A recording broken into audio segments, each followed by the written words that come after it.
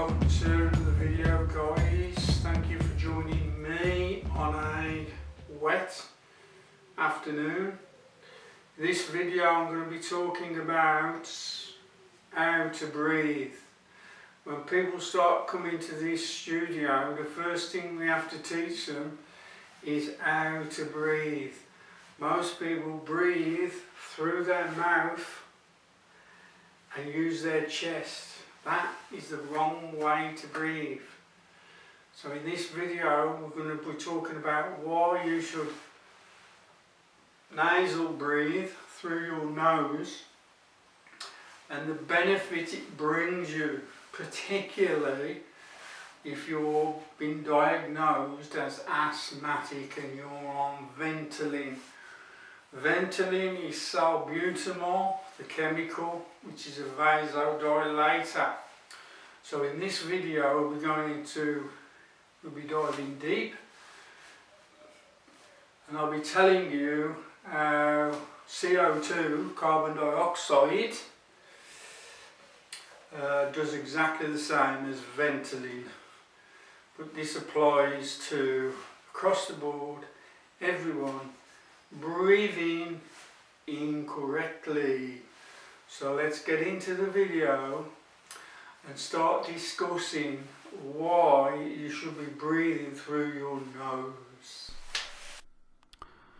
Upper chest breathing compared to diaphragm breathing. A normal, healthy, resting breathing pattern is nasal, is silent, 8 to 12 breaths per minute. Smooth, even, regular, and 80% diaphragm. However, it's common today for people to breathe predominantly through their upper chest muscles, also known as the secondary respiratory muscles.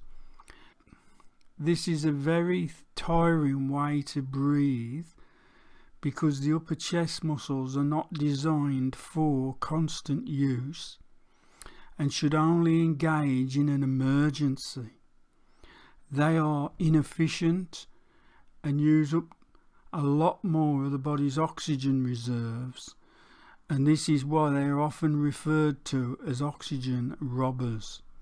By contrast, the diaphragm is a powerful muscle, one of the most powerful in the body, guys, and like the heart, it never needs a rest. From your first breath to your last, breathing mainly from the diaphragm uses just 2% oxygen, while breathing mainly from the upper chest muscles uses up to 25%. Think of your upper chest muscles as your emergency backup muscles. You do not need to use them when you are just going about your everyday life. If you think of breathing as information from the body, by breathing using mainly your emergency backup muscles, you are constantly giving your body the message that you're in danger. Breathing through the mouth immediately engages the upper chest muscles and activates the sympathetic nervous system, which is fight or flight branch of the autoimmune system. Being stressed and holding tension in the belly will inhibit the diaphragm so that the upper chest muscles step in to assist the diaphragm. Having poor posture, which can include slouching or rib jutting, will also inhibit the diaphragm and contribute to upper chest breathing. Upper chest breathing makes asthma worse. Chest breathing contributes to overbreathing, hyperventilation, which just means breathing in excess of metabolic requirements. Overbreathing or hyperventilation leads to a reduction of CO2. Yep, carbon dioxide in the lungs and in the blood. You have over 60,000 miles of tubes in the body, including the airways. And all of these tubes have small, smooth muscles wrapped around them. CO2 in smooth muscle is a relaxant. It keeps airways and blood vessels open. When CO2 levels in the lungs and the blood are less than ideal, it can lead to smooth muscle spasm around airways. This is what people with asthma get.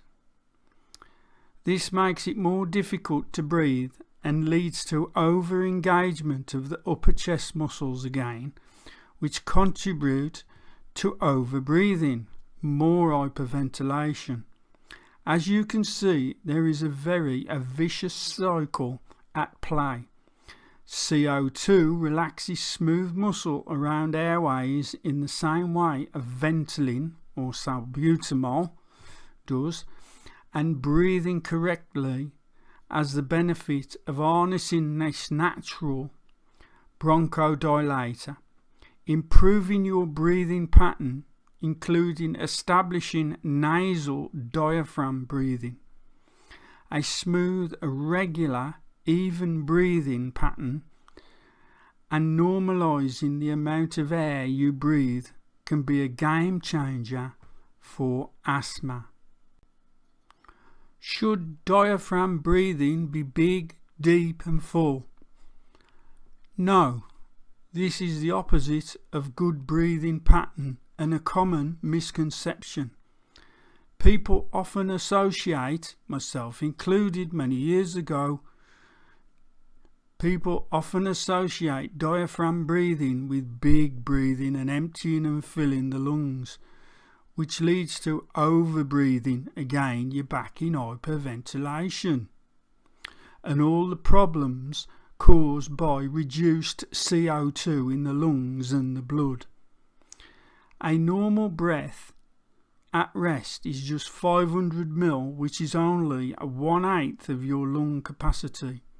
If you think of 500 ml of water in a bottle, that gives you an idea of just how small a normal breath is. In and out is one breath. So diaphragm breathing done correctly is small volume breathing. Often when we teach diaphragm breathing, there is a lot of unlearning to do, where we need to dismantle the association between diaphragm breathing and concepts such as big, deep, full abdominal or belly breathing reliant on the upper chest. There are many reasons to breathe predominantly from the diaphragm then, including improved posture, reduced tension in the upper chest muscles, more efficient gas exchange, build-up of carbon dioxide to vasodilate, stimulation of the relaxation response, reduced blood pressure, also because the diaphragm plays a vital role in massaging the internal organs. Breathing mainly from the diaphragm facilitates improved digestion, bowel function, and movement of blood and lymphatic fluid. It is impossible to overstate the importance of diaphragm breathing for health and well-being. The diaphragm may be our muscle of a respiration, but it's more than breath. It has such an impact on all major physiological systems. Thank you very much for listening to this video. Watch out for more videos soon. Thank you very much.